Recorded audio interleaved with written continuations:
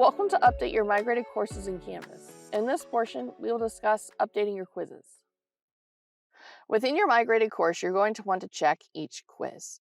From the course navigation menu, select Quizzes. Any test you had in Blackboard came over as a classic quiz in Canvas.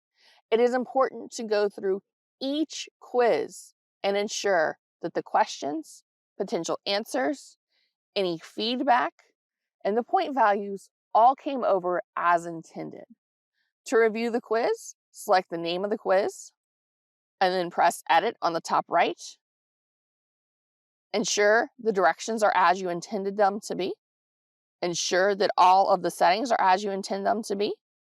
Once you've done that, scroll back to the top of the page and select Questions, and review the questions and point values for each one.